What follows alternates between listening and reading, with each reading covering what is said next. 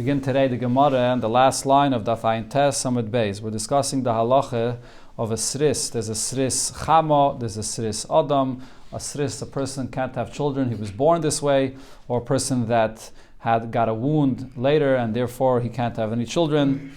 So the Gemara discusses now a sris chama. Fragt the Gemara, heichi dami sris chama.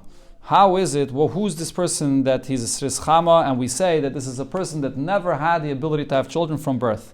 Amar Rav Yitzchak bar Yosef, Amar Rav Yechanan, Kol Shalei Shah Achas Bekashrusai. So this is someone that from the time of birth, he never had a kashrus, he never had the potential to have any children. How do we know that this person never could have children? There has to be some kind of a sign to know this, to see in his body. Amar Abayis says, when someone urinates, and he urinates, it does not go out in such a way that it creates a shape of an arch. So that's a sign that you can't have any children. It's interesting that the Gemara brings dafke this siman here. We'll see in Amud Beis that there are many more simanim to know that a person is a sris. This is only one of them. So the Gemara says, Mimai havoy. How does it happen that a person is born as a sris?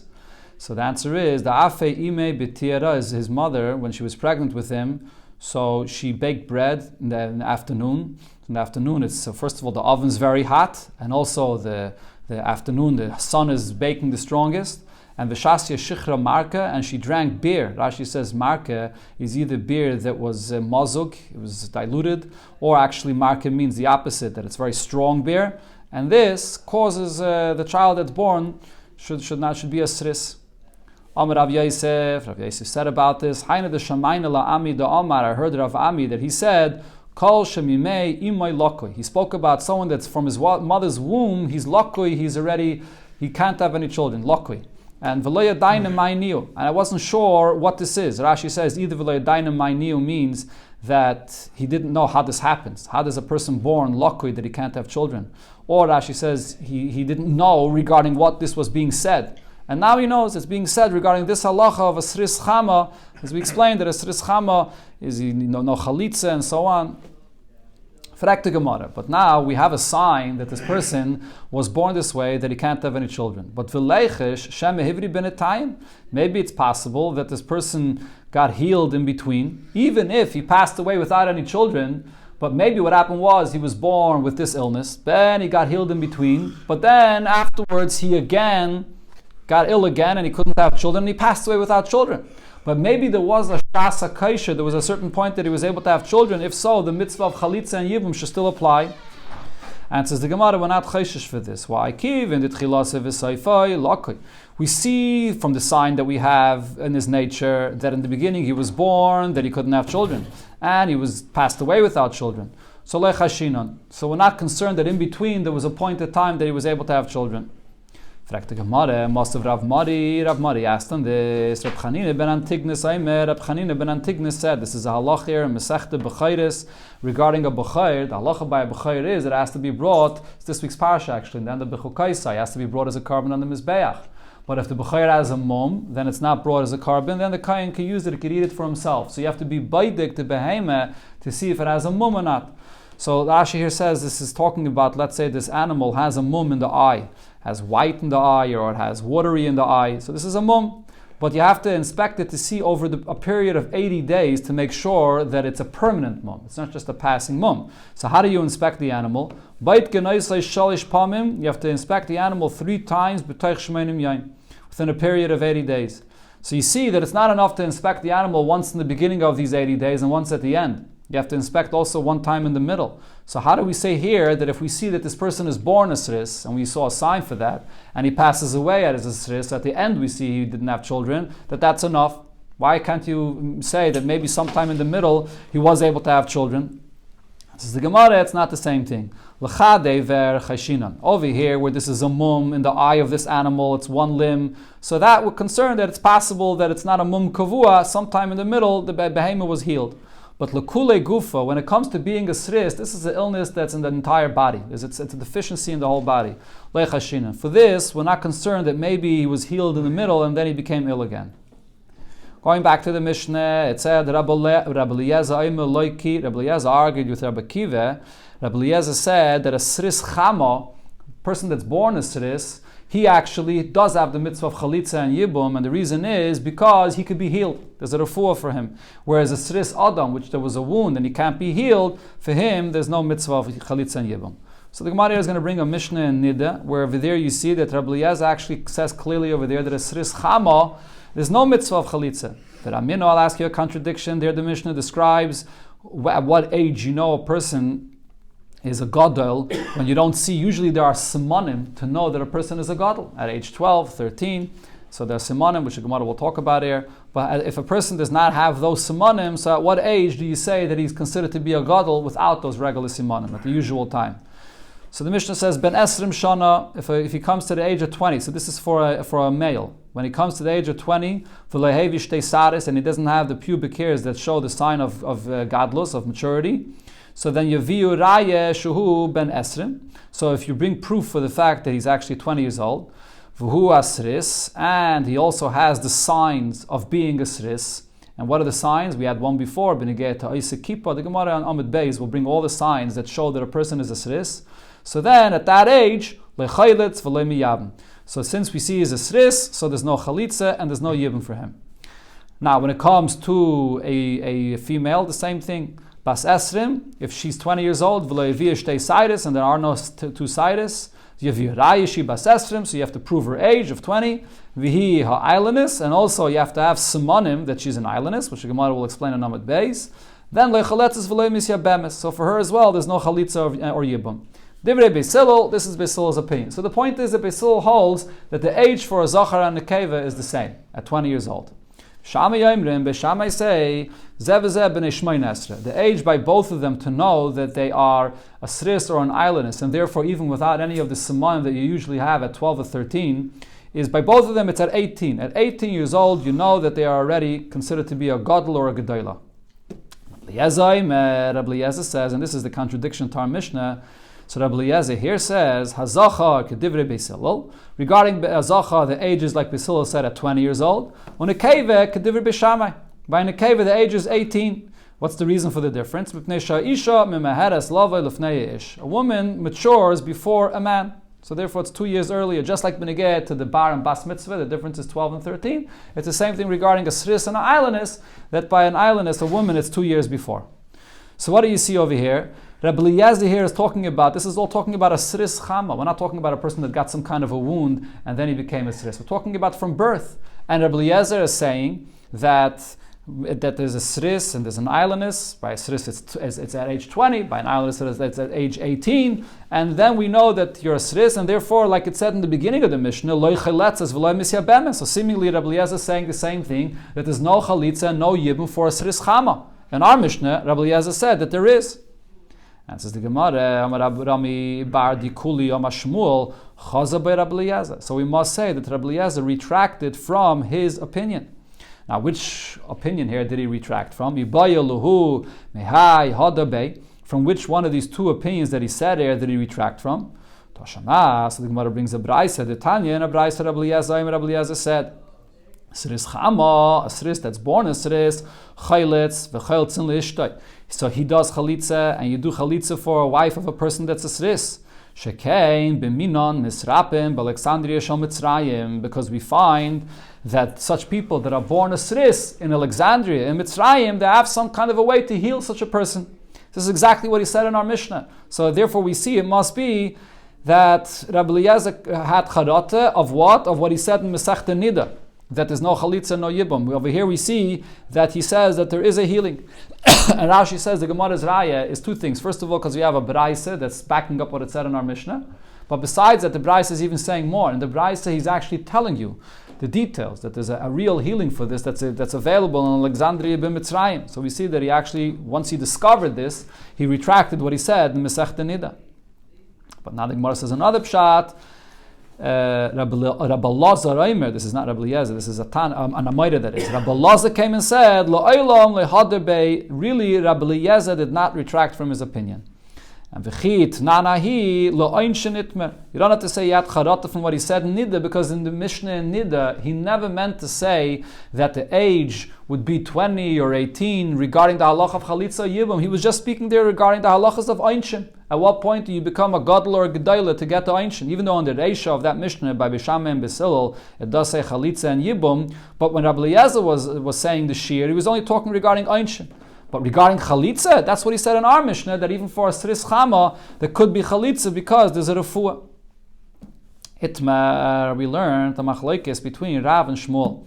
And this is a very general machlokes, benegay to the halacha of a sris or an islandess, that you only find out that they are a gadol at a later point.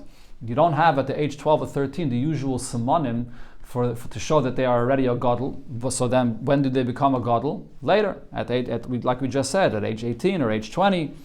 So therefore, the machlokes now is as follows: Ochal chaylev miben shtei mesrei v'yom echad.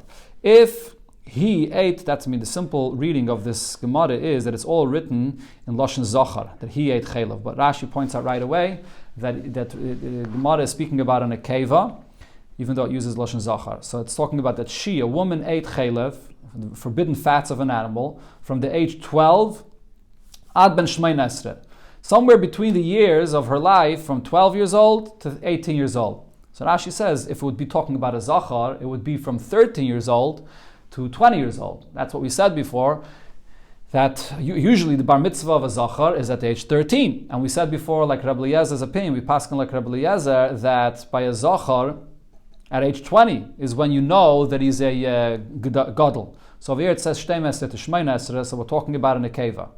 Okay, so now what happened? This nekeva, this woman ate chaylev in those years, between 12 and 18. And she had no simanim of being a gedola yet. And then v'noildu boy simani sris. And now she has the simanim of a sris, or really an islandess, because we're talking about a woman, at the age of 20, or 18, sorry.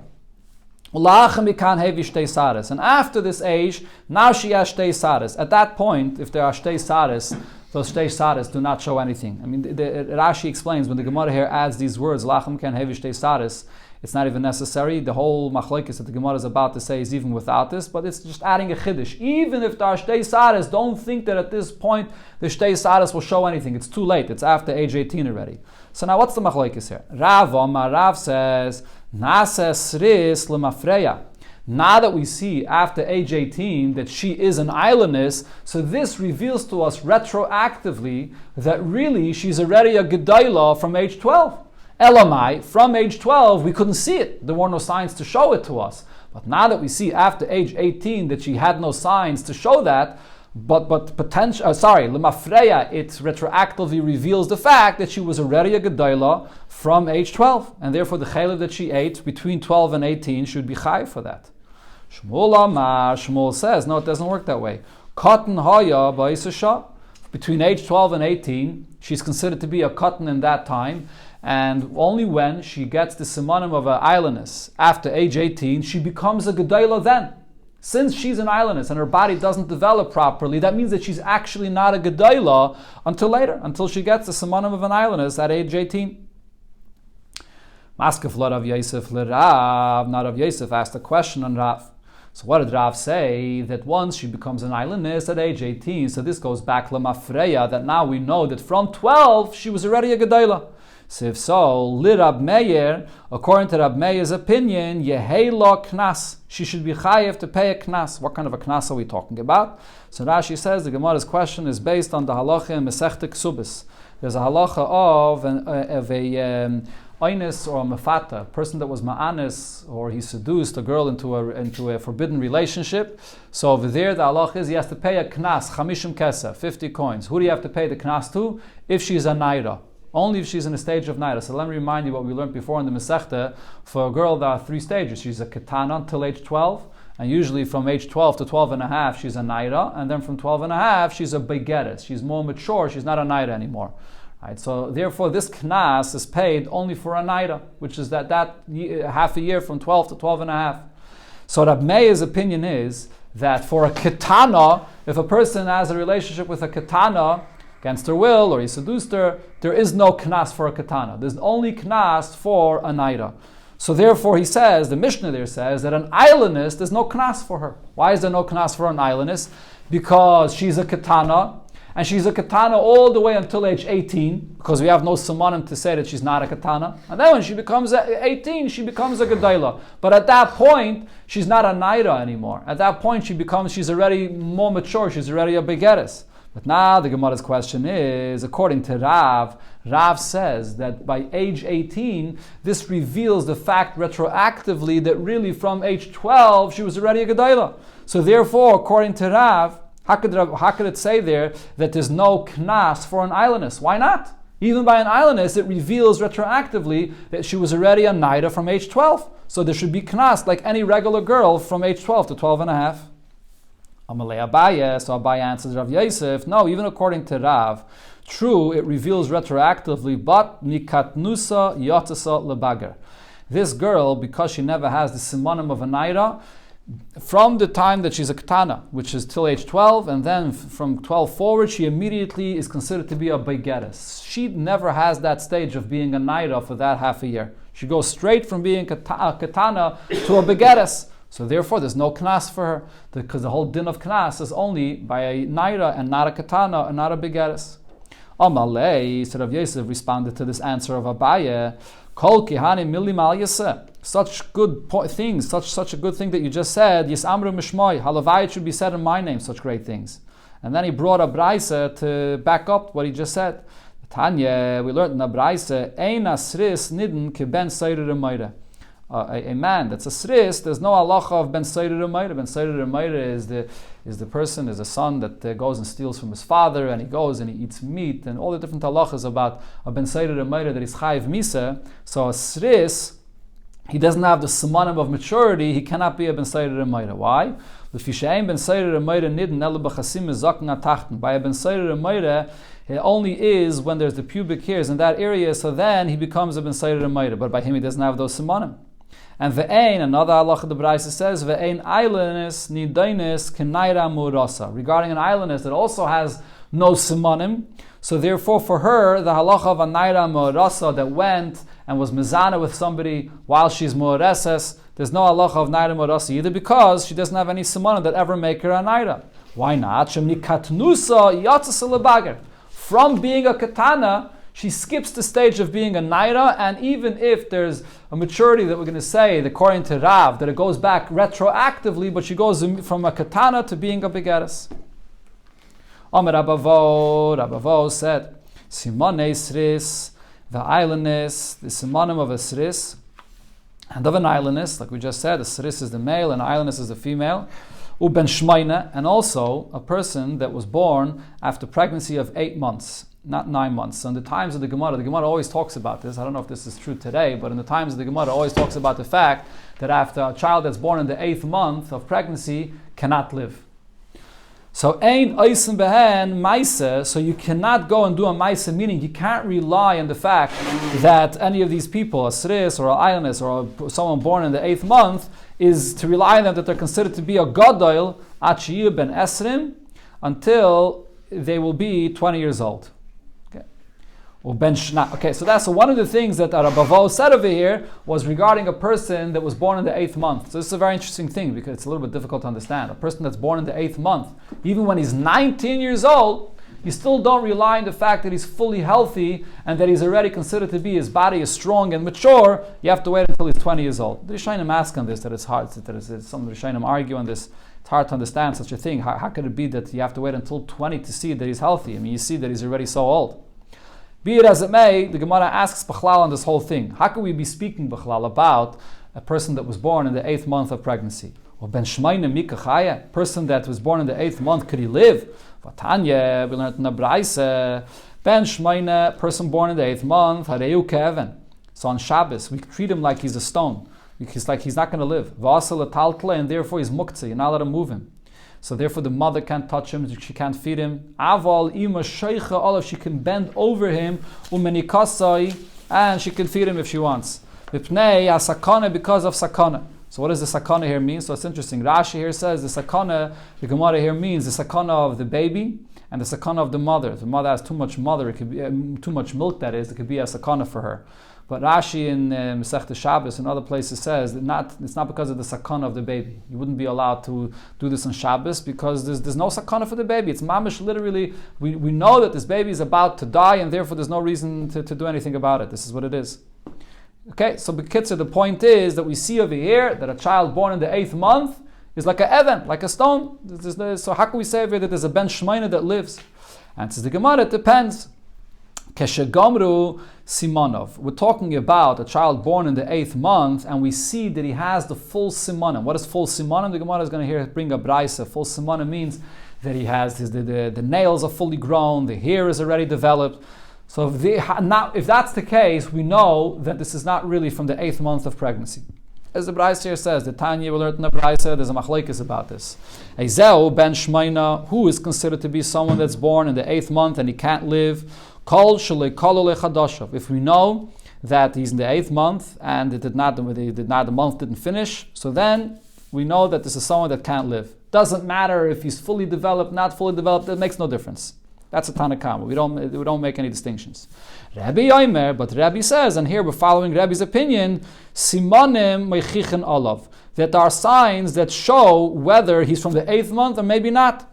And what is that? Saira vitziparnov shaloi gamru. If the hair and the nails are not yet fully developed, so then I say that he's a baby from the 8th month, and this is a baby that would only be fully developed in the 9th month. And if he's born in the 8th month, so he's not fully developed, so therefore he's not going to live. So time delay gamru. So what do we see from here? That why do we say that a baby born in the 8th month will not live? Because Rebbe is saying that's only if you see that he's not fully developed. But ha gamru, what happens if a baby is born in the 8th month and the hair and the nails are fully developed? So Amrinan, here we say that this baby is different. Hai bar zaino, this is a baby that would have been already fully developed in the 7th month. Sometimes a baby gets fully developed early. So this is a baby really from the 7th month. But the birth was delayed into the 8th month. But really the baby is fully developed already in the 7th month. So therefore, that's what Rabbi Vo was saying before when he mentioned the ben shmeina, according to Rabbi's opinion. Rabbi says that there is a distinction regarding the baby born in the 8th month, if the baby is fully developed or not. Okay, so now the Gemara asks on this. So we see here that there's a machlekes about this. According to the Tanakama, a baby born in the 8th month, we don't say that maybe this is a baby that was finished already in the 7th month and is just being delayed. We don't make such distinctions. Rabbi makes this distinction that sometimes it could be that a birth of a baby is delayed. But not, do we paskin like Rabbi? So, not, the Tanakama is the Rabbanon. We should paskin like the Tanakama. So if so, the question is, Ela hoda avad rava teisfa uvda. We find rava teisfa, so there was an actual story, and he paskined like Rabbi. What was the story? B'isha shalach ba'il medina sayam. There was a woman, her husband went overseas, v'shtoya trese yarche and after 12 months, this woman gave birth. Va'achshere. And Rava said that the baby that was born is kosher. Which means, what was Rava doing here? Rava was saying that even though usually a pregnancy is 9 months, but what happened is the baby was ready after 9 months, but the birth was delayed for an extra 3 months. That's possible, I guess. Maybe in those times it's possible that the birth should be delayed till 12 months. Okay, so now Kaman, according to who did he paskin this? This is Kerebi. It's only according to Rebbe, the Omar. Rebbe said, Mishta, that it's possible that the baby is already developed and the birth is delayed. Rebbe said that regarding the 7th month, that it's possible that the baby is developed in the 7th month and the birth is delayed. So similar over here, Rav is saying that it's possible that a baby gets developed in the 9th month and the birth is delayed until 12 months. But the Rabbanon, in that Braisa, the Tanakama, disagree with this. The Tanakama says that if the baby is born in the 8th month, we don't say that it's a delayed birth. So how could Rav paskin like Rebbe and not like the Rabbanon? So Kaman Kerebi Dama Mishta. So the Gemara answers no. Kivin the Ikir Rabban Shimon Gamliel. Rab Shimon ben Gamliel also agrees to Rebbe. The Amma Mishtoi, he also says that it's possible that there should be a delay in the birth. So Kerabim Mavad. So Rav is paskening not only like Rebbe, but it's Rebbe and Rab Shimon ben Gamliel. The Tanya we learned in the Braisa, Rab Shimon ben Gamliel, Rab Shimon ben Gamliel says, Kol Shashal Lamed Yoim Ba'adam. Anytime a baby that's born, you waited 30 days and he's living for 30 days, ain't a nafel. we know that he's not a nefil, he's not going to die. And the chiddush of Rav Shimon Gamliel, as Rashi explains, is even in a case where this baby is born in the 8th month, and you see that the chadashim, or the pregnancy was not full, but nevertheless, after 30 days of the baby living, you know that the baby is going to live. Why? That's based on the same point as Rabbi said, because we're going to assume that what happened is this was a baby that was already developed in the 7th month, and the birth was just delayed, and therefore the baby will live. So we see that not only Rabbi, Rav Shimon Gamliel as well is also agreeing to Rabbi. Okay. Now the Gemara goes back to the whole halacha of a sris b'chlal. There's a brayse here with a lot of different details. Let's see. Tan Rabbanan Ezreo sris chama. So who is a sris chama? That from birth he's a sris. Kol shu ben esrim, comes to the age of 20. V'lo hevi shtei saris, and up until that point he doesn't have the shtei saris. V'afila hevi la'acha mikan. So even if after the age of 20 now he does have shtei saris, it's too late. At this point it doesn't show any normal sign of maturity. Harehu kisris l'chol devarav. So at that point, he's a sris. We know that he's a person that's a sris that can't have children. And ve'elu hein simonov. And here are the signs of a sris. Like we learned before, in addition, you also have to have certain signs showing that he's a sris. It's not just about the age. So the signs are, kol shein lezokin, doesn't have a beard. Saire lokoi, the hair in his head is not as thin, it's not regular hair. Ubisare machlik, he has softer hair, not like the regular hair of a man, which has hair in it, and it's... the skin has hair in it, but it's different, softer hair, more like a woman. That when he urinates, so that it doesn't create a foam. Others say, like we mentioned before, when he urinates, it doesn't create a shape of an arch. That the shichva zera is not thick, but it's like watery. The memiragl of the urine does not create a foul odor. Another opinion, Achayim say, kol sheroichitz b'memi akshamim, b'mois akshamim, that is, when he takes a shower, when he bathes in the winter, ve'im b'sore maila hevel, and there's no vape that comes out from his body, from his shower. Rav Shimon ben Elazar says another siman, kol shekoiloi lokoi, his voice is unusual. Ve'im nikke b'nishli isha. You don't see a difference in his voice between a man and a woman. See, these are the signs for a sris, for a male. Vezi, islandness, and who's considered to be an islandness? By a woman that she can't give birth. Kol shi bas esrim, when she comes to the age of 20. V'le'yavia beisaitis, and there's no beisaitis. Afila v'ilachamikan, even if she does have later, it's too late. So then she's an islandness. And v'helu ein simonel, these are the simonim of an islandness for a woman. Kol she'ein lo dadim, if she has no breasts. Umiskasha b'shas tashmish, and it's difficult for her at the time of marital relations. The shape of the stomach at the bottom is not like it is usually by women. She has a thicker voice, and you don't see the difference in her voice between a man and a woman. Now the Gemara brings a machlekes. We had over here many different simonim, both for a sris and an island. So the question is, do you need to have all these simonim to prove that he or she is a sris or an islandess? So itmer, we learned the machlekes about this simon sris. So these simonim of a sris, Ravuna says achi yakulam. You have to have all the simonim to be able to determine that he's a sris. Rabbi Yechanan says afilu bechad mehen. Even if you just have one of those simonim, you know that he's a sris. So the Gemara explains when they're arguing. If he has at least 2 hairs in his beard, so then nobody will argue that she kulam. So because he has 2 hairs, so now you're going to have all the simonim of a sris to prove that he's a sris. Ki pligi, when's the argument whether you need all simonim? When he has no beard. Then there's a machlekes. Rav Huna says 1 simon is enough, and Rav Yechanan says you have to have all the simonim. The Gemara, Rabbi bar Avua said to the Rabbanon, Ainu Beiber Rav Nachman, go and inspect Rav Nachman, whether when he goes and he bathes in the winter, whether his body creates a vape from the shower. In other words, there was a suffix about him, whether he was a sris or not. So he wanted to know whether he has this sign that he's not a sris. And Esav lei bras, and then I'll take him as a son-in-law. Give him my daughter, I'll take him as a son-in-law. So he was relying just on 1 siman. that if he's going to have just this one siman, that would show that he's not a sris. So Keman, Kirav Huna. So this goes according to the opinion of Rav Huna, that only if he has all the simanim, then he's going to be a sris. If he's missing one siman, if he's just going to see this thing that in this that his body creates a hevel, so that's enough to know that he's not a sris. So it seems like it goes like Rav Huna's opinion. Says the Gemara, loy, not necessarily, because like we said before, they're not always arguing. Rav Nachman sichi dikne havale. Rav Nachman did have 2 hairs in his beard, so therefore, in such a case, everybody would agree that only if he has all the simanim of a sris, do you know that he's a sris. But if he doesn't have all the simanim, then he's not a sris. So that's why he was relying just on the fact that if there's one siman missing, he's not going to be a sris. It's out in the Mishnah, hasris, le'chayletz, v'le'miyabim, and v'chein islandness. That is, for a sris, there's no chalitza or yibum, and the same with an islandness. So the Mishnah is sort of repeating this again. It already said in the beginning of the Mishnah that there's no chalitza, so why is it saying it again? And it's saying v'chein islandness, together with an islandness. So Gemara explains, katani sris, dum yad islandness. The Mishnah here is repeating and saying the halacha about a sris, similar to an islandness. Ma'islandess b'dei shemayim, just like the word islandess refers to a woman that's born an islandess, and it's b'dei shemayim, from heaven, that she can't have any children.